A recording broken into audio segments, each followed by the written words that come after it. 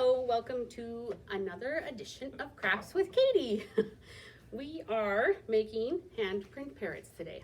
So you can make the perched parrot or you can make a flying parrot. So let's get started.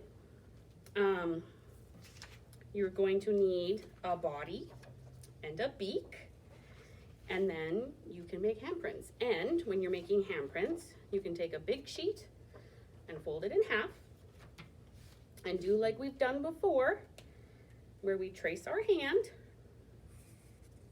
really fast. And if you need help, remember to always ask for help, especially when you're cutting. You can ask mom, older sibling, somebody, okay?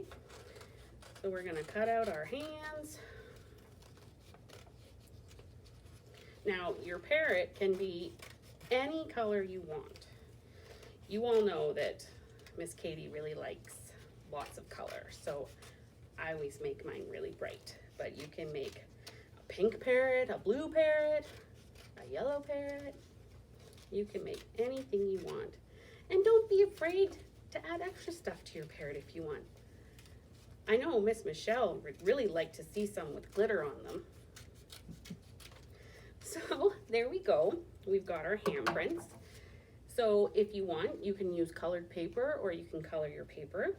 I've got a few here where if you want, you can make really funky designs and use those as your handprints. Or if you want, you can even draw little feathers on all your fingers for the feathers. And then all we're gonna do is cut out our beak. So you just wanna make a triangle. Really nice and easy. Make your triangle. And then for the body, we're gonna make, it's kind of like a bean. It's kind of the shape of a bean. So we are going to cut the bean out. And then all you need to do is glue your handprints onto your parrot. So yes, so you can just pick whichever one you want to be the head, and it can face whichever way you want. So what we're gonna do is I've got some more handprints here that I already cut out. So what we're gonna do is I'm making the sitting parrot today. So